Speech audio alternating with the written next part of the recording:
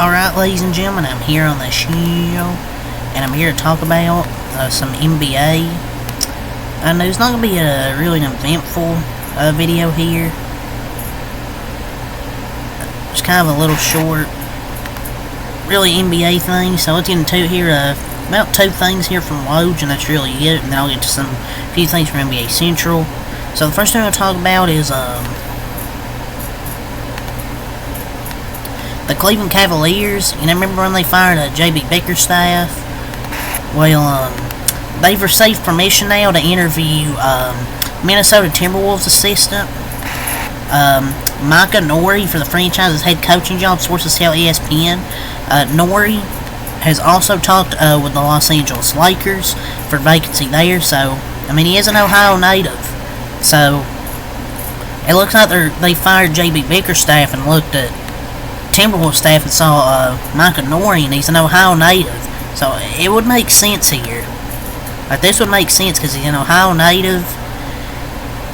And the Cavs have also recently received permission to talk with assistants Kenny Atkinson, James Borrego, Johnny Bryant, Chris Quinn. So those are 5 options they have for their head coaching search. But I think Micah Nori would be the best. Because, I mean, he's an Ohio native, but if you're a Timberwolves fan, you're probably like, ooh, stay away, keep him. But it's like to lose him, but he deserves a crack as a head coach. He deserves a crack at a head coaching job, but he just screams Cleveland. But his interviews are incredible, and that would be a huge get for the Cavs, and I think he's legit.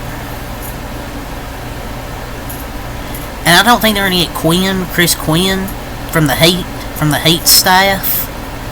So I think that's the best one that they can try and get.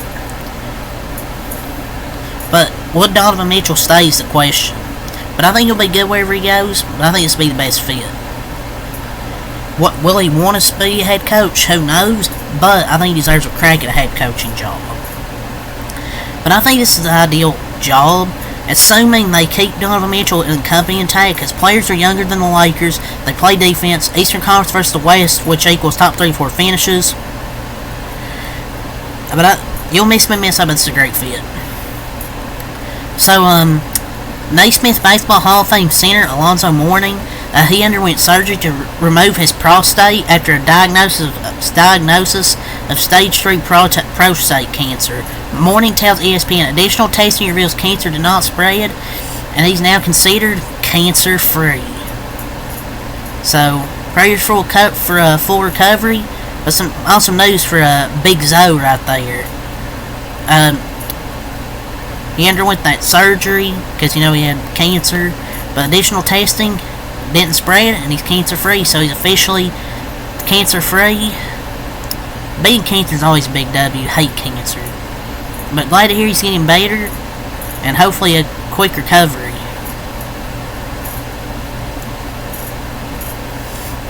And it's hard to have your prostate removed, but it's the only, and it was probably the only way to stop the cancer. Sounds tough, but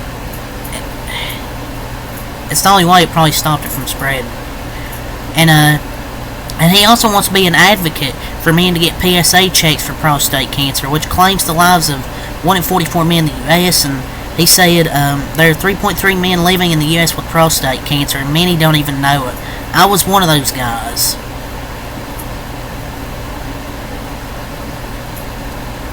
That's a good idea. That's really important, because props to him for using his platform to spread awareness. Oh, shit. But yeah, it's all from Woj. Yeah, kind of a slow news, but I want to do one anyways. Via running back, FanDuel TV, Chandler Parsons, oh boy. He says no one likes Kristaps Porzingis in Dallas. How do you know that, Mr. Parsons? Are you with the team, sir? Oh yeah, you're not in the NBA anymore. And quote, they do not like Porzingis in Dallas. Luka did not like playing with him there. Source? There's actual beef there. Does anyone even like Chandler Parsons? Dude run his mouth more than he ever ran on the court. And this just isn't true. I don't think. yeah, you're probably disappointed with what you got from him, but it wasn't an ugly breakup because I think everyone moved on. Both sides got better. I think both sides got better from the trade.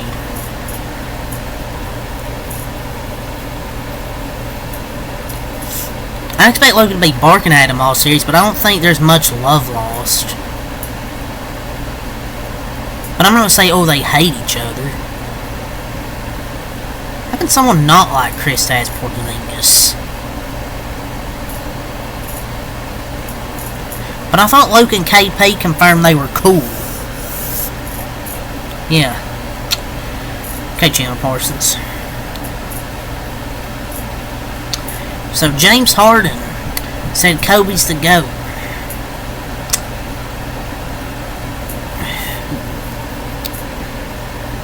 Well, I think in terms of scoring, I think he's one of the best. Like he could get a bucket whenever he wanted. Had like an 80-point game. Remember against Jalen Rose. I mean that's his opinion. I mean, and you can't really say an opinion's wrong. That's just his opinion. Like that's me saying like, if you say LeBron James is the GOAT, that's your opinion. Okay, I'll disagree, but I'm not gonna hate you for it. So, Phoenix. The Phoenix Suns, they've recently contacted Darvin Ham per at the sideline. League sources say Budenholzer made a run at trying to convince Darvin Ham to join his staff in Phoenix, but Ham, who aspires Lakers coach on May 3rd, is said to have understandably passed after 2 exacting seasons in Lakerland. The Suns responded by asking David Fizdale from Vogel's staff to stay on as an assistant coach on Budenholzer's new staff after initially offering him a front office role. Boy. Get ready, Suns fans. He's gonna have his hands in his fucking pockets. This guy sucks. Suns are an unserious franchise. Why would you want Darvin Ham? There are people within the Nuggets who are fans of Gordon Hayward per Harrison Wind. I mean, yeah, I know he had 0 points in 48 minutes in the playoffs, but he took like 3 shots, but he refused to shoot the ball. He should still shoot wide open shots and not refuse to shoot. Fans of Gordon Hayward, yeah, I'm a fan of Gordon Hayward. They should buy his jersey. I'm a fan of Gordon Hayward. And so, last few things I want to get into is ticket prices for the NBA Finals. The cheapest ticket for Game 1 is $793. For Game 2 is $853. Game 3 is $971. Game 4 is $1,179. Game 5 is $1,230. Game 6, if this goes for more than 4 games, which I expect it to, that was the Game 5 price. Game 6, $1,827. And Game 7 is $1,737. 1.7k for a Game 7 is crazy. I'm definitely not as crazy as a Game 6 for 1.8k. Game 6 being more expensive than a hypothetical Game 7. And then you got Game 3 being more than Game 1.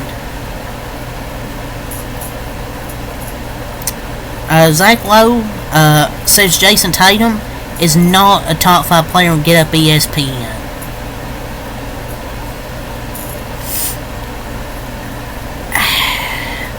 I mean, he's not wrong. I don't think he's a top 5 player. I think only Celtics fans think that.